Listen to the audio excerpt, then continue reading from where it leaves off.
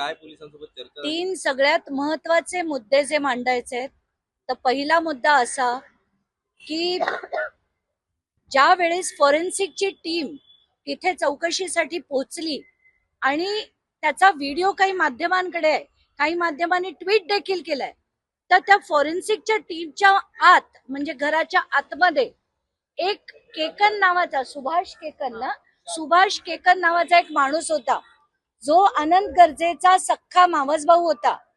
त्याचे जर फोटो त्याचे व्हिडिओ देखील आहेत, तर त्याची माहिती आम्ही पोलिसांना दिली. तर तो माणूस फॉरेन्सिकच्या टीम बरोबर आत काय करत होता, हा पहिला प्रश्न.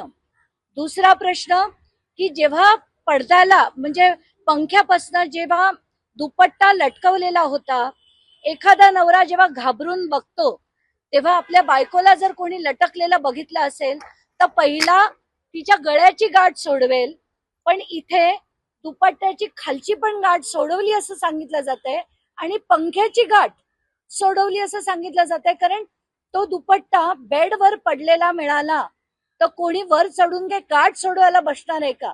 हे सगळे प्रश्न अतिशय गंभीर आहेत. आणि तिसरा महत्वाचा प्रश्न म्हणजे त्याचा लॅपटॉप पोलिसांनी जप्त केलेला नाही. त्याच्या लॅपटॉप मध्ये एक पोलीस आम्हाला म्हणाले की तो पूर्ण ब्लँक होता, जप्त केला विचारलं तर म्हणाले नाही. दुसऱ्या पोलिसांना विचारलं ते म्हणतात आम्ही जप्त केलेलाच नाही, आता करतो. आता इतक्या वेळात तो लॅपटॉप काय बदलला जाणार नाही का? ते हे सगळं जे चाललंय, आणि मला जे अमुक ज्या व्यक्ती आहेत त्यांच्या राजकारणात मला पडायचं नाही, पण ते जे तिथे बीडला जाऊन बोलल्या ते दादांत खोटं होतं. असंख्य फोन देखील केले होते. मला आता त्याच्यात बिलकुल पडायचं नाहीये, पण या जे फॅक्ट्स आहेत हे मांडणं गरजेचं आहे की वरनं दुपट्टा हा काढलेला होता, खाली पडलेला होता.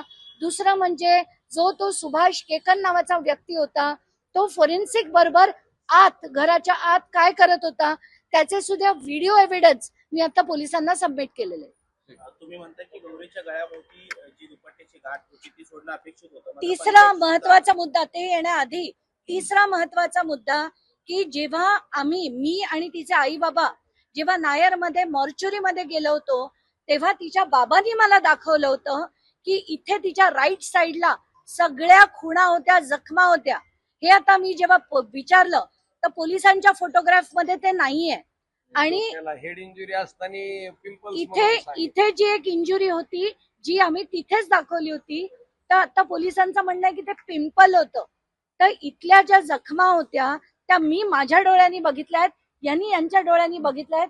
आईंची परिस्थिती तितकीशी चांगली नव्हती म्हणून त्यांनी त्या बघितल्या की नाही मला माहित नाही, पण वडिलांनी मला दाखवलेल्या आणि ती मी माझ्या डोळ्यांनी बघितलेल्या आहेत.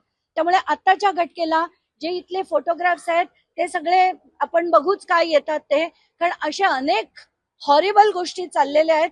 आणि याच्यात मला असं वाटतं की राजकीय दबाव आहे. पुढे राजकारणात खरंच आपण पडून उपयोग नाही. मला फक्त वाटतं की न्याय हा जर समान असेल तर तो यांना मिळाला पाहिजे आणि यांच्या मुलीला मिळाला पाहिजे. धन्यवाद.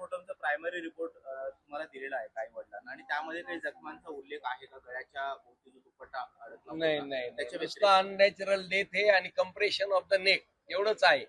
आणि त्याच्यात वार्ड बॉयनीच आयडेंटिफाय असा नेम आहे की पहिलं काही गोष्टी मी सांगू शकत नाही, पण आई वडील आल्याशिवाय पंचनामाच कसा केला?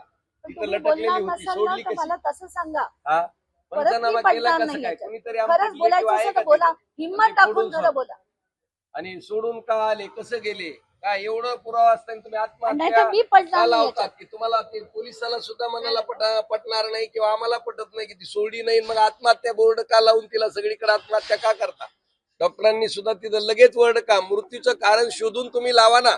कलम कसा आम्ही म्हणतो 302 लावा, तुम्ही लावता का? आम्हाला कायदा समजून सांगता की सर 302 नंतर पीएमचा रिपोर्ट आल्यावर मग आत्महत्या वर्ड लगेच कसा आला? कारण तुम्हाला सुद्धा ते माहित नाही वर कसा गेला कसा आला.